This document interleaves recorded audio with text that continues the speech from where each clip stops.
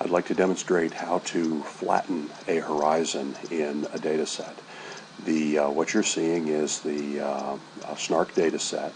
The area right up here corresponds to where the sets of channels and other features that we're probably most interested in this project. And I have produced a couple of horizons that I've created. One I called up here above the feature one layer up, and below the feature one layer down. And one can see that this top one has did a fairly good 3D auto track on the horizon. The one below is not quite as good. It has some areas, particularly back here, where it has picked off on other surfaces, but nonetheless most of this feature is probably pretty reasonable. I'm going to actually do the demonstration with the above one feature because it's more continuous. The idea of this is to provide a good way to flatten approximately the area we're interested in, so we're going to flatten it on a good surface up above it. Now, the process for doing this is really fairly straightforward. I don't believe it has anything to do with what's picked down here in the sections for different processes. Sometimes that's important, but here it isn't particularly. I'm going to do two things. One, I need to select the seismic survey, make that go away, the seismic survey in which I want to make the change. So in this case, it's going to be my realized version of the SNARK full 3D.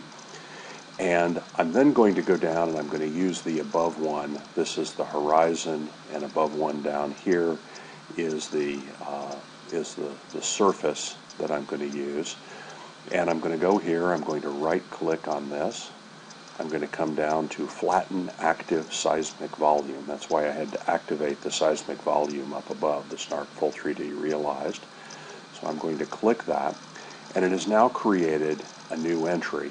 Now this, much like the cropping, is really not creating a new data set. It is just defining a number of adjustments on how the traces are moved up and down in order to flatten the features. So what I'm going to do is I'm going to turn this into something that I'm actually going to save as a bricked volume. I talked about that a little in class. And it will write out actually another data set. Stop doing that. Okay, so what I'm going to do is I'm going to, and I can actually view this. I mean, I should stop and do this. Let's get rid of those. And also we'll turn off our horizon up here.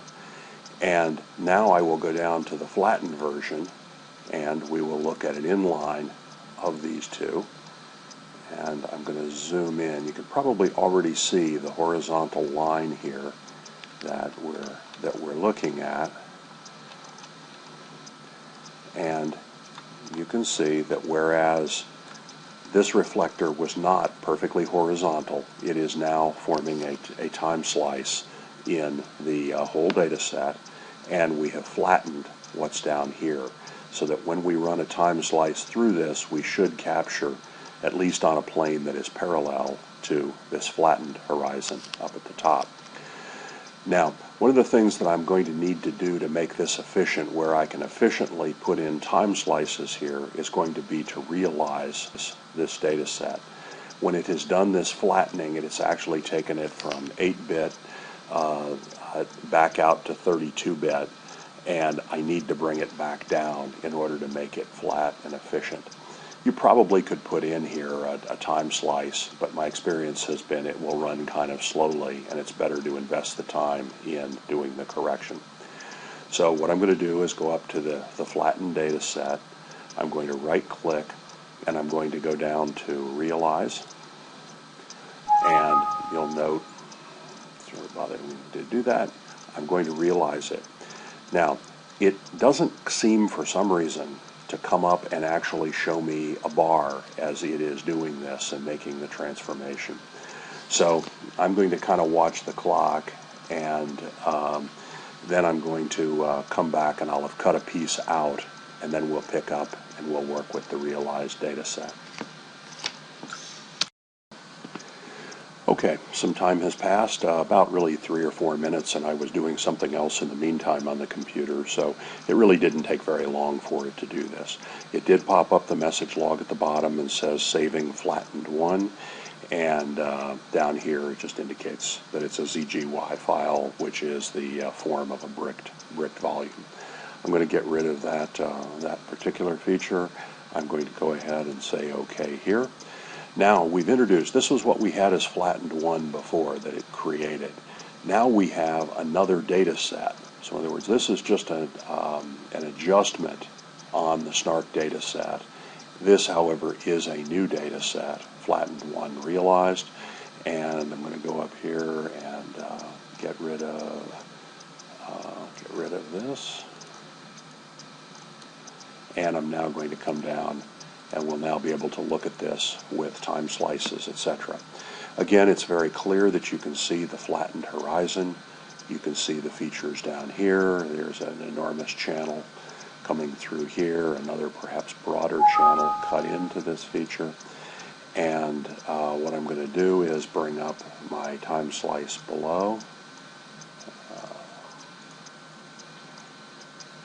And we're going to come up into this feature, and at that point I'm going to come down, and we're able to see portions of this. Let me get rid of at least my X line on this, and we have features that are coming along here, which are channels, fairly straight channels coming through here, and we will be able to go up to different levels in this sequence and be able to see the kinds of features that we're looking for.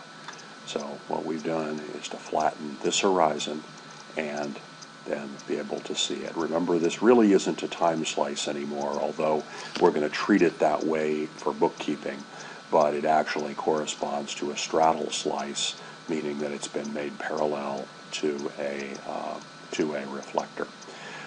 So that's the main set of features.